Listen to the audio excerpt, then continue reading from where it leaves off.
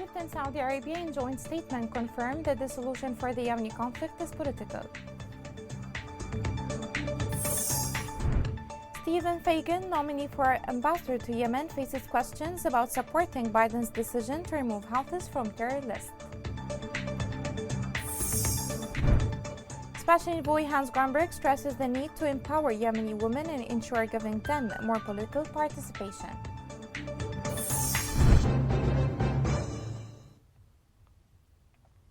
Welcome to Yemen Today TV. This is the English news with me, Rushan Fuad.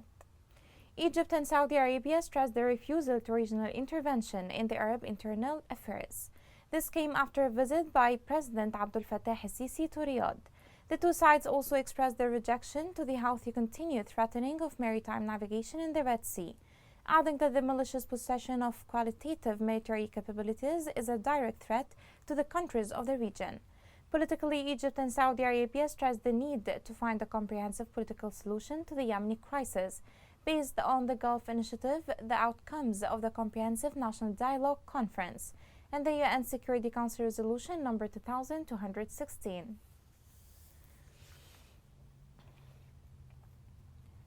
The United States Senate Foreign Relations Committee questioned Stephen Fagan, President Biden's nominee to be ambassador to Yemen. Biden's nominee responded to criticism from the Senate committee over a decision to remove the terrorist designation from Iran-backed Houthis. More on this in the following report. President Joe Biden's nominee for ambassador to Yemen faced questioning from the Senate Foreign Relations Committee over the administration's decision to declassify the Iran-backed Houthis as a foreign terrorist group. Stephen Fagan, who was nominated to serve as ambassador to Yemen, stated that he would work closely with the United States Special Envoy for Yemen to assist United Nations-led efforts to eradicate war in the country. The escalation of hostilities and dramatic increase in civilian casualties in Yemen over the last few months are deeply troubling, both for the long-suffering people of Yemen and for the entire Gulf region, Fagan said. However, continued conflict is not inevitable and peace in Yemen is possible. Senator Ted Cruz pressed Fagan on the Biden administration's decision to rescind the Houthi status as a foreign terrorist organization. Do you believe the Houthis are terrorists? Well, Senator, as I noted, the Biden administration has condemned the Houthis' terrorist attacks on Saudi Arabia and the UAE using ballistic missiles and drones. Okay, let me try that question again. Do you believe the Houthis are terrorists? Senator, as I said, the Biden administration has condemned the Houthis' terrorist attacks. Days prior to leaving office, President Donald Trump had labeled the Houthis as a foreign terrorist organization, a decision which Biden promptly reversed upon assuming office. While Fagan empathized with Cruz's concerns about the Houthis' recent strikes in Saudi Arabia and the United Arab Emirates, he said that the Biden administration is still reviewing their designation. My understanding is that the review is considering the anticipated impact of such a designation on the behavior of the Houthis, as well as the anticipated impact on the humanitarian situation, Fagan said. Senator Chris Murphy agreed that classifying the Houthis as a foreign terrorist group has its consequences. Murphy said that we must think within the scope of reality and that the practical consequences of classifying the Houthis as a terrorist organization is that millions of Yemenis will be exposed to famine. Special Envoy for the United Nations High Commissioner for Refugees, Angelina Jolie, concluded her visit in Yemen. The visit aimed to help draw attention to the catastrophic consequences of the 7-year conflict on the people of Yemen. The Special Envoy met with Yemeni families, including displaced families and refugees, and listened directly from them how the conflict has ripped their lives apart. More details are in the following report. Yemen is still one of the largest humanitarian catastrophes, with more than half of the country's people unable to obtain food for life, while poverty and hunger are on the rise. UNHCR Special Envoy Angelina Jolie arrived in Yemen on a visit to help grab attention to what's going on in Yemen. Jolie visited displaced families and refugees in Sana'a and Lahj to hear from them directly about how the conflict has shattered their lives. The actress sounded the alarm on her Instagram account about impoverished conditions in Yemen after meeting displaced Yemenis. She raised awareness about the widespread famine, teachers working with no salary, and students dropping out of school. with the Western media giving all the support to Ukraine while ignoring other countries like Yemen. Angelina Jolie added on her Instagram account, "This week, 1 million people were forced to flee the horrific war in Ukraine. If we learn anything from this shocking situation, is not to be selective about who deserves support and whose rights we defend. Everyone deserves the same compassion. The lives of civilian victims of conflict everywhere are of equal value. After 7 years of war, the people of Yemen also need protection, support, and above all, peace." During her visit and on International Women's Day, Jolie saw the catastrophic impact the conflict in Yemen has had on Yemeni civilians, especially women and girls, who made up more than half of the displaced population. In conclusion, Angelina Jolie called for all parties to the conflict to respect and commit to international humanitarian law, safe passage for civilians trying to flee conflict areas, humanitarian access to all people in need for humanitarian workers, a peace agreement to end the conflict, and urgent support for the UN appeal for Yemen, which is only 9% funded. Angelina Jolie decried the unimaginable suffering she has seen during her visit to Yemen. The actress expressed on her Instagram account, "We live in a world where suffering and horror dominates headlines, but where such headlines can result in overwhelming displays of compassion and international solidarity. I hope this compassion and solidarity will be extended to the people of Yemen." Finally, UNHCR hopes Angelina Jolie's visit will highlight the increasing humanitarian needs in Yemen and help mobilize urgent support for humanitarian work ahead of the annual high-level pledging conference for Yemen on March 16, and call for regional and international actors to commit to an end to the conflict.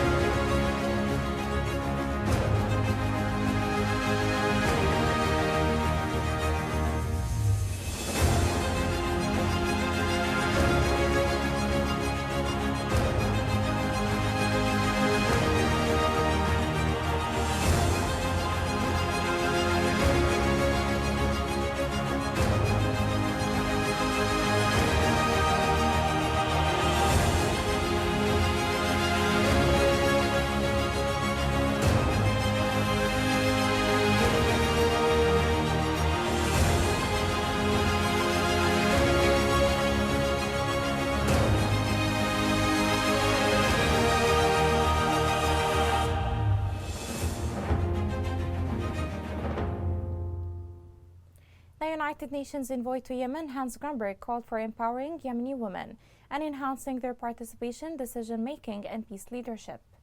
Grunberg stressed the needs and priorities of women and girls must be integrated and addressed in resolving the Yemeni conflict. He stressed that women's participation in peace, security, and economic sectors will enable effective and comprehensive solutions. Coinciding with the International Women's Day, the 7th Yemeni Women's Conference was held in the temporary capital, Aden. The opening witnessed an exhibition of the Yemeni folklore and the local products. The 8th of March of every year is celebrated by all countries of the world as an international occasion dedicated to women, in order to honor them and celebrate their achievements and rights.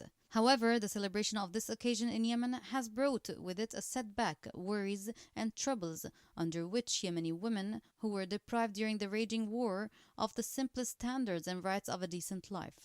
To reach the 7th National Conference for Yemeni Women, which was held for the first time in Aden, coinciding with International Women's Day. This day has become sad and painful for Yemeni women, as the Houthi militia has made this day a setback and a flagrant violation of all rights, so that woman has become homeless, sick, lost, miserable, displaced, and imprisoned. سيعقد المؤتمر على مدى يومين. Today is the celebration of the 7th National Conference for Women, which coincides with the International Women's Day. This conference will be held for 2 consecutive days. Many topics related to women will be discussed in this conference in the field of education, health, legal legislation, and passing through the displaced women's status. It will also reflect the effect of war on Yemeni women, especially with regard to girls' education.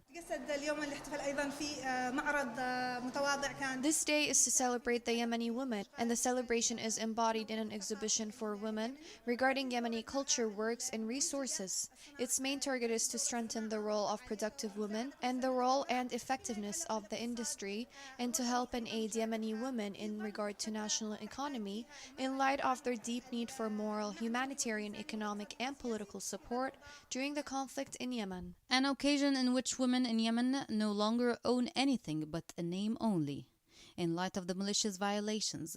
However, despite all the difficulties that Yemeni women are experiencing, many women have imposed their positive fingerprints and resisted living in order to survive, to become productive and active members in society. We have represented the Yemeni women along with some female entrepreneurs and the women's efforts in Yemen and Aden in particular with their rich crafts, and there was an impressive level of participation. The 7th National Conference for Women contained many programs and presentations on the issues and reality of Yemeni women, in a great presence and an impressive participation. All of them dream of peace, optimism, and hope for a bright future, in which Yemeni women return to their position and rights guaranteed to them by the Yemeni constitution and the laws in force, and for the dignity preserved for them in the Yemeni society. Human rights sources revealed that the Houthi militia perpetrated different kinds of violations against women. They noted that hundreds of women have been kidnapped and sent to Houthi prisons and were subjected to different types of brutal crimes. The sources stated that violations included killing, maiming, detention, arrest, kidnapping, torture, as well as sexual violence.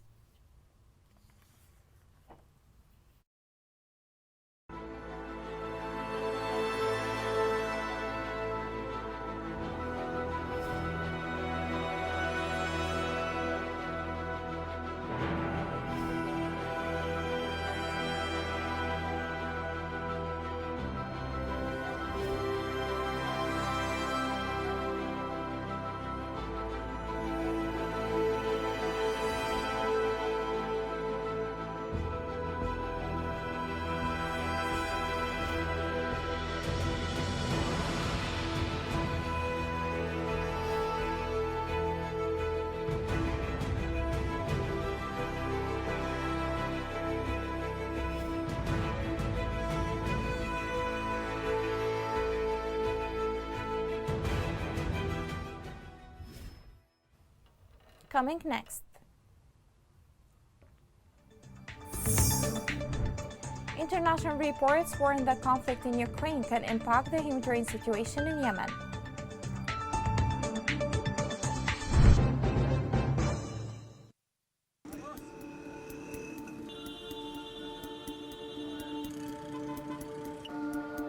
راتب الواحد 120 ألف، والكيس الدقيق ب18,000، والكيس السكر اليوم ب20,000. كم بعلي بيعطي هذا الراتب كامل بكيس سكر وكيس دقيق؟ المواطن اليمني يعيش في أزمة إنسانية وغذائية مؤلمة من غلاء الأسعار وفحشة الأسعار وغلاء الصرف والعملة الأجنبية في البلد. حالتي الحين حالة لما أخرج لما ندفنا شلقيرة ما نقدرش ناكل الأكل داخل، ما إحنا بحاجة صعبة.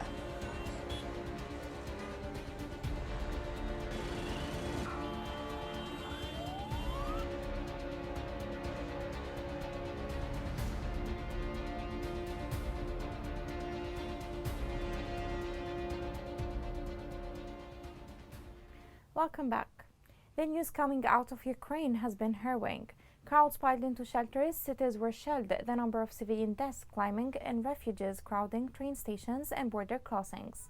The image should be reflected on Yemen, the country which is considered by the United Nations as the worst humanitarian crisis in the world.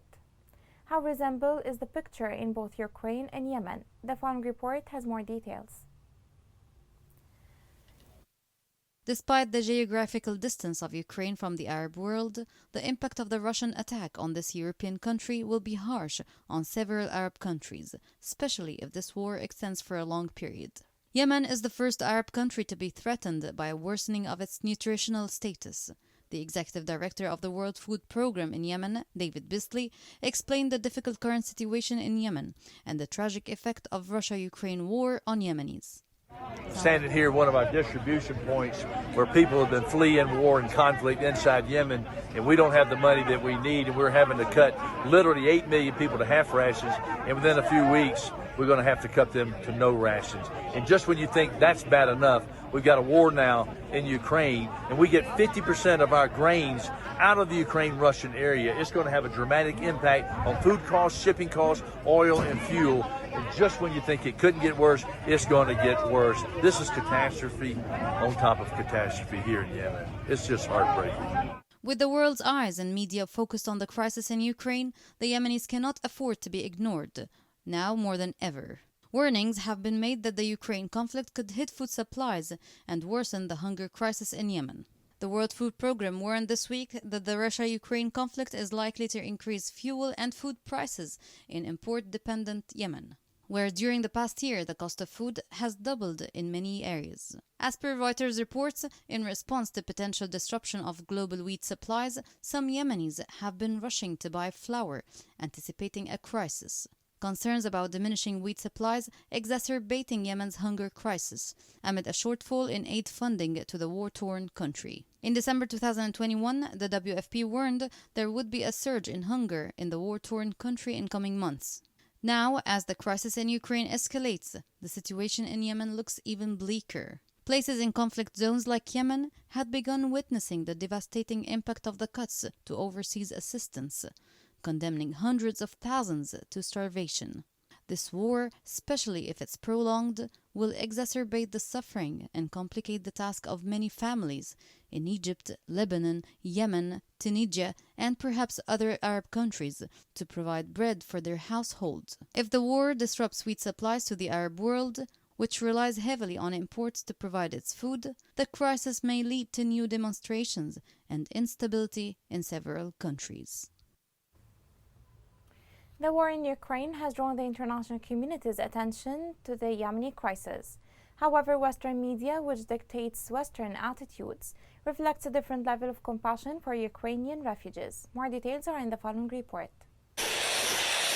War brings out the worst of human instincts of killing, destroying, and inflicting pain. The global spotlight on Ukraine is valid. However, there's no denying that the escalating and devastating war in Yemen hasn't received the attention it needs. Yemen is one of the Arab world's poorest countries that has been devastated by a civil war. The UN for long has described it as the world's worst humanitarian crisis, and it's deepening day after day. The situation in Yemen, Syria, and Libya has been going on till now. But as we have seen in the last days, the reporting by many in the Western media has revealed their racist views of the world. Many reporters are surprised at the events because, according to them, war was only supposed to happen in uncivilized countries of Asia and Africa. This is not a developing third world nation. This is Europe. This isn't a place, with all due respect, like Iraq or Afghanistan. This is a relatively civilized, relatively European, I have to choose those words carefully too,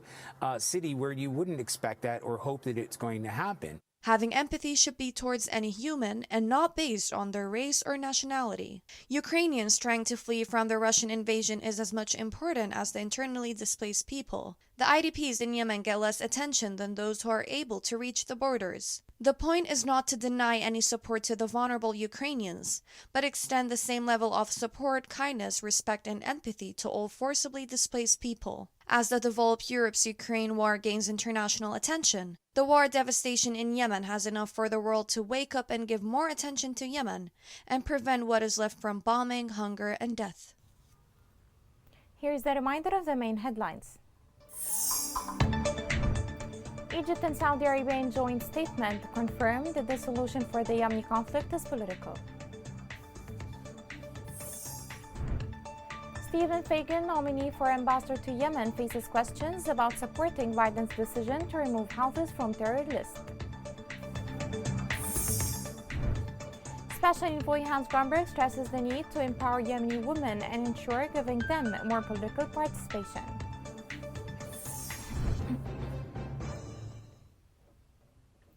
This is the end of the news. For more, follow us on Facebook, Twitter, and YouTube at Yemen Today English. This is Rushain Fouad. Thank you for watching.